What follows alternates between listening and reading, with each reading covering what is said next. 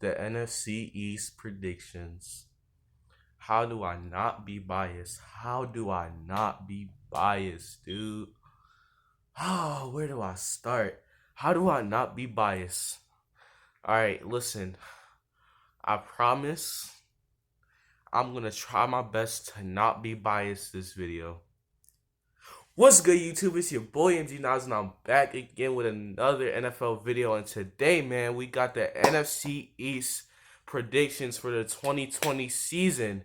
Now, if you're new to the channel, hit that like button, share, and that subscribe button. Turn on the post notification bell so you do not miss a single video or live stream on the channel, man. We are on the road to 100 subscribers, so I'd appreciate if you subscribe and hit the share button to share it out to your friends, family, or other sports fans around the world. Like I said, we're on 100 subscribers. We are currently at 90 at the time of this recording, so I would appreciate it so much if y'all just hit the subscribe button, and let's get right into this video, man. So, we got the NFC East. People last year called it the NFC least because of how bad it was. Y'all know my favorite team. Come on now, stop it. Like, do I have to? Dude, this is gonna be hard not to be biased, but nonetheless, we're gonna get into this. You already know, if y'all watched the last predictions video, the last three, y'all know how we do it. We go from fourth place to first place. I give you the record, and I give you the rundown and my explanation. And let's get right into this. So, fourth place in the division, we got the Washington. Wait. The Washington football team, not the Redskins. The football team. Now, we had the Washington football team, at fourth place in the division, and I have them going 4-12. I have them going 4-12. I mean, obviously, we going. Let's start with the good with them. I mean, Washington. The only thing good about the football team is their front seven, which stars. They got Montez Sweat, Chase Young, Ryan Kerrigan in the front seven. They got Jonathan Allen in the front seven. They got I believe they got Matt Ioannidis in that front seven also. So they got a good front seven. They can get pressure to the quarterback, and that's a good front seven. And another good thing about this team is Terry McLaurin. Scary Terry, man, is Scary Terry. He is a beast. He torched the Eagles last year. He did damage to our secondary this year. Now our secondary has improved, so I don't see him having as big of a game. But Scary Terry is a beast. Terry McLaurin is a beast. But that's basically the only good thing about the Redskins. I mean, I can go days about how much bad they have on their team. I mean, their number one corner will be Ronald Darby. Yeah, if you're an Eagles fan, or if you watch any Eagles games the last few years and you say Ronald Darby is their starter cornerback, their number one, yeah, exactly. That's what I said. Um, their number two corner, I believe, is it is it Monte Nicholson, or is he a safety? I believe their number two corner is Monte Nicholson. But that just goes to explain to you how bad they are. Um, their safety, I believe they have Kendall Fuller. He's, I mean, all right. And Landon Collins, I mean, Landon Collins, he was all right with the Giants. I think he made one Pro Bowl appearance. But other than that, Landon Collins is Landon Collins. And another bad thing, Darius Geis, him getting cut, and your running back is gonna be a 38-year-old, I believe, Adrian Peterson. That I don't think that's gonna work, but who knows? No, Adrian Peterson's not 30. He's like 35. My bad. I'm thinking about somebody else. I'm thinking about Frank Gore, but Adrian Peterson is about 35. I don't know. Y'all fact check me on that, but yeah, that just goes to show that this team is not very good. Their offensive line, they lost Trent Williams, so obviously they got worse. I think they have Donald Penn on their starting offensive line. Donald Penn is like how old? Like 35, 36. also. Um, and this team is just so bad. They're just so bad. They're not that talented at all. So, uh, that just goes to show you how bad the football team is. And Dwayne Haskins, their starter. I mean, let's see what he does in year two. But he does, even if he's already he won't be that successful and to begin with, and he doesn't even have a team around him to even try to be successful. But who knows? Maybe anything happens. It's 2020. We know anything can happen. But in third place in the division, I got the New York stinking Giants. Now, um, the Giants, man, I just want to go over their offseason moves because they made some interesting ones. They got rid of Pat Shermer. They hired Joe Judge. Okay, okay, okay. Joe Judge, interesting guy. He's the type of guy who says all the right things. Now we have yet to see if he does all the right things, but his press conference weren't bad. They fired their offensive coordinator and hired the clapper, Jason Garrett. I mean, I guess it's an upgrade at the offensive coordinator position. We still have, like I said, we still have yet to see what they will do at the offensive coordinator job. And then another offseason move they made was sign a Logan Ryan.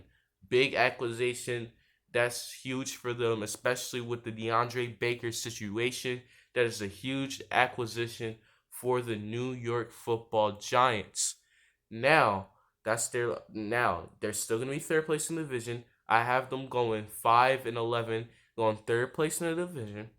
Um, I mean, let's look at their good. They got Saquon. Okay, okay, okay. They got Daniel Jones. He's if he continues to develop, he can be a good quarterback in the league. You have not a bad receiving core. You got an all right receiving core. Um, you got Evan Ingram when he stays healthy. He can really be a great tight end in this league, and I think there's no doubt that Evan Ingram can really be a good tight end. But he is yet to stay healthy, so we gotta wait and see for that. And obvious that's it for your good. And your bad. I mean, you still have a bad secondary. I mean, I know you picked up Logan Ryan and Xavier McKinney, but it's still not that much better. I mean, you got a little bit better, but not as much. You got your linebacking core. I think y'all cut Marcus Golden, which was one of your best linebackers last year. Uh, I forgot who y'all had in your linebacking core. But that just goes to show you. I know you signed Blake Martinez this offseason. Y'all did sign him. And I don't think he's really that good either, though. He's just a tackling machine. He's a gang tackler. He's not really a technical sound linebacker.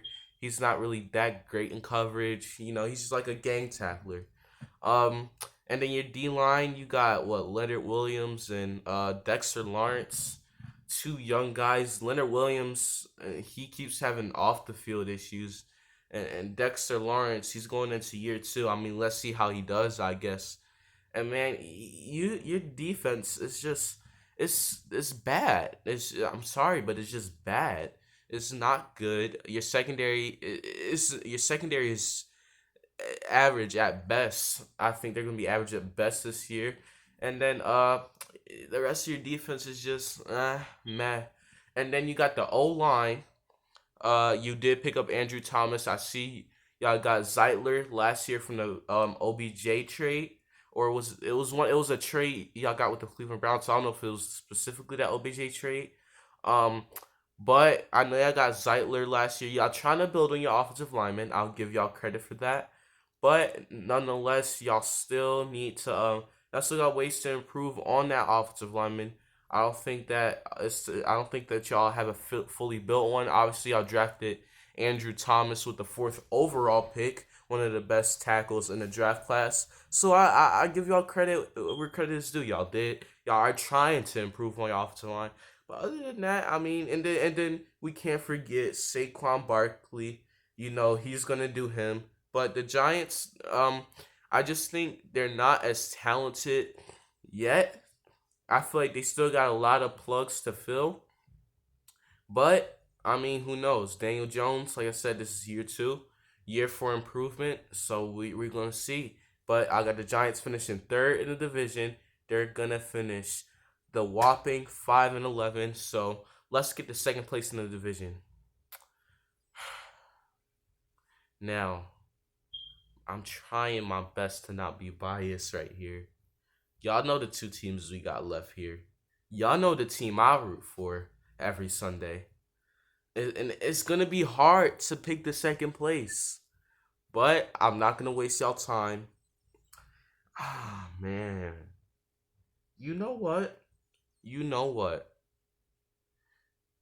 With the acquisition of CD Lamb, uh with the you signed Everson Griffin for basically nothing, You got some good deals. Your D line got better. You drafted Trayvon Diggs. But the Eagles will still win the division. Well, I never say on this channel that the Dallas Cowboys will win the division unless we have like a horrible roster. Then I will say that. But never on this channel, when the Eagles are a good team, will I ever say the Cowboys will win the division. They will go second place in the division at 10-6. Now, I know I sound really biased, but let me just give y'all a rundown. The offense, y'all have a good offense. I'm not gonna lie. Y'all added CeeDee Lamb to the receiving core. You got Zeke and Tony Pollard. You have obviously Dak Prescott, who's playing for a contract. You got the offensive line, who has been one of the best for the last few years and will continue to be one of the best offensive lines. Y'all got the offense y'all need. But here's y'all problems. Amari Cooper, he has no heart. He has no fight. When his team's down, he's down. When his team's up, he's like, ooh, yeah, yeah, yeah. But like I said, when his team's down, he always gives up on the team. He's shown that last year. I mean, I'm only stating out the facts, right? And what you need, not only do you need skill, but you need players that's not going to give up on your team. And that's why the Eagles won the division last year, because nobody gave up on the team. Like Amari Cooper did give up on the team. Zeke calling himself out of the game against the Patriots. Huh? You playing against the New England Patriots. You need this one to get your own destiny in the division, and you calling out the game. See, come on, like you never seen an Eagles player do that, right? Exactly. Now, like I said, y'all have a very talented offense, but another bad thing, y'all secondary, y'all number one corner is probably going to be a rookie in Trayvon Diggs. Now, unless your name is Jalen Ramsey, you never do. Rookie corners never do good. Like I said, if your name's Jalen Ramsey, that's a completely different story. Jalen Ramsey, he did great his rookie year as a corner, but like I said, that is Jalen Ramsey. Now, obviously, we're not gonna get it twisted. I'm only saying we're gonna win the division if we stay healthy. Now, I'm not gonna be here. I'm not gonna be here and just roast the Cowboys for the next 10 minutes. No, we do have to stay healthy, and that's why I think if we stay healthy, we can finish number one in this division. I think we can go 11-5. I think we're gonna pull off two upsets against Green Bay. We're gonna beat Seattle. A lot of people got us losing to Pittsburgh. I think we're gonna beat Pittsburgh also. Obviously we got teams like the Saints, the 49ers, the Ravens, and we got teams like that who we play. But I still think we still got a good roster if we can stay healthy with Carson Wentz, Jalen Rager, Alshon, Deshaun, the two tight ends, one of the probably the best tight end core in the whole league. And then you got Miles Sanders, who's in the backfield, ready to have a monster year. You got that defensive line, who is always good every single year in and year out. You got the new and improved secondary. I know Will Parks just got hurt today, or well, at the time of this recording, Will Parks is injured. But look, you still got Darius Slay, Avonte Maddox. You got Crayvon LeBlanc. You got Jalen Mills moving back to safety, and he's still gonna play some corner. You got a rotational piece there. When Will Parks eventually does come back, he can play the safety, the middle, the nickel linebacker, the corner. You got guys like Rodney McLeod, who's ready to step up this year. You got guys in the secondary who is ready to come here and produce. And then, like I said, we got Big Play Slay, the number one corner, top 10 corner in the league. You got all you need in the secondary. Now, our linebacking core, I will admit, our linebacking core is not as good as as good as we should be, but we don't value our linebackers that much. We always value the defensive line first. And like I said, the defensive line will be good again this year. It's always been good. The secondary will be so much improved. People will respect our secondary now. They won't just say, "Oh, we're gonna." Ryan Fitzpatrick won't play our secondary and say, "Oh, I'm about to throw for 400 yards and 5 touchdowns." No, Ryan. If we ever do play Ryan Fitzpatrick, which I don't think we don't play Miami this year, but I'm just saying, man, the Philadelphia Eagles, we can make noise, and we, if healthy, we will be number one in the division this year. So, if you would like the content, make sure you hit that like. Um, if you're new to the channel, hit the sub, hit the share button, share it out to your friends, family, sports fans around the world. The underrated tour continues. We're on the road to 100 subscribers. It's your boy MG Nas, and I appreciate y'all for coming and watching through the video. The underrated tour continues. Like I said, it's your boy MG Nas, and I'm out. Peace.